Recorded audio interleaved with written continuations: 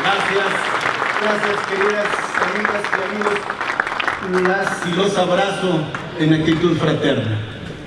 Este es un mediodía caracterizado por el optimismo, por la esperanza fundada, por advertir que cuando hay personas que dejan de pensar en el yo para pensar en el nosotros, cuando su talento, sus ganas, sus valores, su ser mismo lo ponen al servicio de la comunidad, hay espacio para soñar en comunidad, para hacer en equipo, para trabajar en familia, así como lo hemos cultivado por décadas las y los mexiquenses, especialmente la gente de Toluca, la gente de la capital, porque capital es cabeza, la cabeza digna del Estado, que en el nombre lleva origen y destino. Es el Estado de México.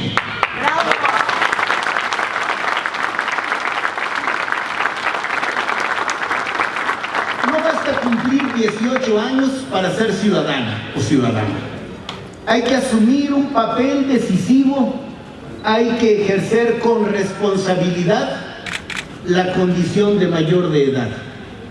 Y esto significa hacerse cargo corresponsablemente de lo que le pase a la comunidad. Por eso en este estado, que en más de un aspecto ha sido vanguardista, recuerdo muy bien que en 1995, en la reforma integral a la Constitución particular del Estado, se agregó, e insisto, en aquel entonces ninguna lo tenía, ni siquiera la Constitución Federal, el reconocimiento y la valoración de las organizaciones sociales como contribuyentes, así dice más o menos el texto, al desarrollo armónico de la sociedad.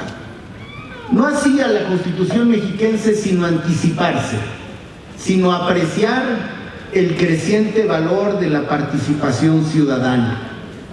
Cuando estudié Derecho, se decía que lo público era lo relacionado con el gobierno. Hoy lo público es mucho más que lo gubernamental. Lo público tiene que ver con el protagonismo, con el centro de las personas, del ser humano, del hombre, pero no hombre como significado de varón, porque etimológicamente hombre es ser humano, del ser humano. Y si está agrupado, si constituye asociaciones, sociedades, cuanto mejor. Partiendo de una premisa que debe decirse como es: el gobierno no puede solo. Por lo tanto, lo que tiene que hacer es desplegar su capacidad de convocatoria, y me parece que el primer paso es respetar la singularidad, la individualidad y las múltiples vocaciones personales y grupales que tiene nuestra sociedad organizada, y enseguida tener la voluntad para tender puentes y construir espacios donde todos nos sintamos cómodos. Es decir, el gobierno no puede imponer la agenda ciudadana, más bien tiene que imponerse de la agenda ciudadana. Por eso me da mucho gusto que alguien haya mostrado no solo sensibilidad, sino voluntad, y haya ejercido en su tiempo la más compleja de las autoridades, la autoridad moral, esa que se adquiere por la congruencia, por pensar, decir y hacer exactamente lo mismo, de modo que por la fuerza de su autoridad moral fue capaz de coordinar los esfuerzos de Toluca, convirtiéndolo en un municipio educador, en un municipio promotor de la cultura en su acepción etimológica, lo que significa cultivar. Y para cultivar hay que sembrar, hay que cuidar, hay que remover la tierra, hay que proporcionarle agua, luz, y en el corto plazo hay que cosechar. Hoy está cosechando lo que sembró, de afecto, de gratitud, Marta Hilda González Calderón. Felicidades, Martita.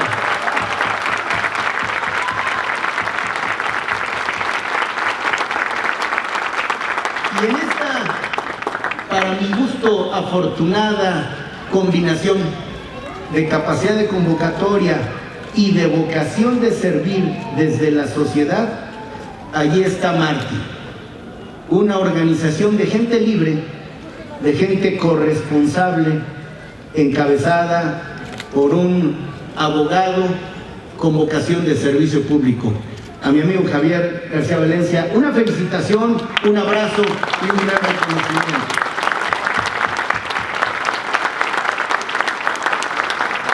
Amigas y amigos, el panorama del país es retador, pero quienes comulgamos en proyecto de país e incluso participamos de una misma visión ideológica y política, los desafíos, los retos los convertimos en oportunidades. Creo que el asunto número uno de la agenda ciudadana es la seguridad. Y por supuesto que hay que ser eficaz en el despliegue de la política criminal, en la investigación, en el juzgamiento, en la reinserción, por supuesto. Pero el mayor de los éxitos deberemos tenerlo en la prevención. El primero de los eslabones, nada sencillo, de una compleja cadena que debemos evitar que se rompa, porque está rasgado el tejido social, pero no está roto. Lo tenemos, para decirlo en expresiones coloquiales, que remendar. Tenemos que hacerlo de manera fina y de manera corresponsable. Por eso me da mucho gusto que nos haya compartido sus experiencias, su vitalidad, su profesionalismo, su compromiso con México, pero no con un México etéreo, sino con un México que tiene nombres, apellidos e historias de vida, muchas desgarradoras, pero todas esperanzadas. Me da mucho gusto porque lo vi trabajar, reflexionar y actuar de cerca, porque tiene mano firme cuando se debe y es un constructor de consensos cuando se requiere. El presidente Peña tiene un gabinete de gente respetable, importante y trabajadora, pero me parece que pocos con la lealtad a las personas y a las instituciones como mi amigo Miguel Ángel Osorio Chong. Gracias, querido Miguel, y felicidades por todo lo que hiciste en la Secretaría de Gobernación.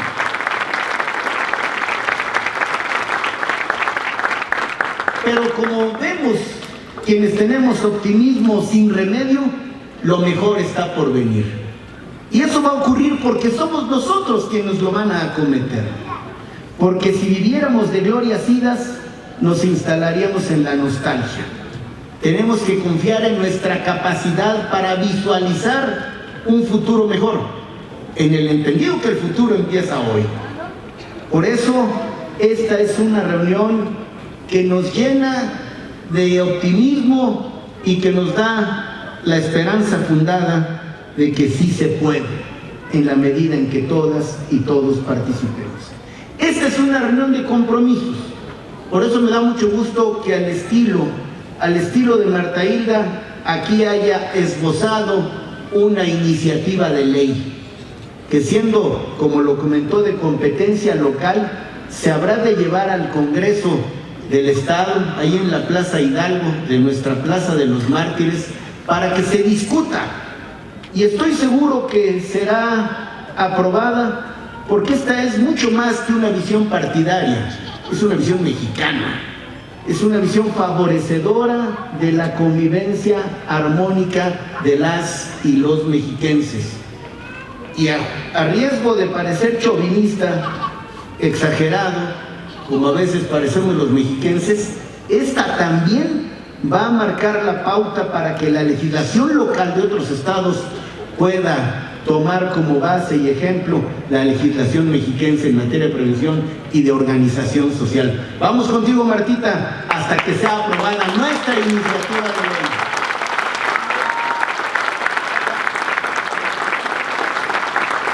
Y ya que estamos haciendo compromisos, sabiendo que ni en esta ni en ninguna me deja solo, Ale y yo, Fernando Alberto, quienes aspiramos a representarnos en el Senado, vamos a impulsar, porque creo que va por ahí, Reformas y adiciones a la Ley General de Educación, a la Ley General de Cultura, porque me parece indispensable tocar esta vertiente, y también a darle mayor fuerza normativa a las organizaciones de la sociedad civil. Hoy crecen a su aire y está muy bien, pero no se trata de reconocer lo que ya de suyo se reconoce, sino de fomentar. Es decir, hacer que las organizaciones de la sociedad civil que hagan suyos estos proyectos de carácter social tengan incentivos. No sé por el momento si de carácter fiscal o la promoción de acciones públicas, pero si de suyo la gente por generosidad trabaja y se da, cuanto más si hay algunas cuestiones que los inviten a redoblar esfuerzos y a poder depositar sus afanes personales, su gusto por servir a causas que puedan armonizarse, integrarse y así tener efectos multiplicadores, ejemplos que puedan después llevarse a todos los rincones del país porque la patria lo necesita. Vamos entonces a comprometernos, mi querida Ale, y lo vamos a hacer juntos, a presentar iniciativas, al menos en estas tres vertientes, y con la autorización de ustedes se las vamos a entregar a Javier, a Martita, y ya que estamos en el momento de los compromisos, porque esto no es solo mexiquense, le pido a Miguel también su apoyo para llevarla al Senado de la República en el Congreso de la Unión. Yo termino diciéndoles que es un poco paradójico. El siglo pasado fue un siglo por la reivindicación de los derechos civiles, le llamaron en los Estados Unidos. Aquí hemos ido batallando para convertir lo que la Constitución históricamente llamó las garantías individuales en derechos humanos. Y decía que es paradójico que en la medida en que las sociedades avanzan, que no necesariamente evolucionan, haya tantas transgresiones a la dignidad de las personas. Es decir, quizás somos más civilizados, pero no tan cultos como deberíamos ser para respetar a las y los otros. Y me gusta mucho recordar que México fue pionero en el ámbito constitucional porque desde 1857, en la Constitución de ese año, se dijo que los derechos del hombre eran la base y el objeto de las instituciones sociales. Es decir, nos anticipamos a legislaciones del mundo, poniendo por encima de todo lo que los especialistas llaman una visión antropocéntrica. ¿Qué quiere decir? En el centro de todo está el hombre, están las personas, el ser humano y su dignidad.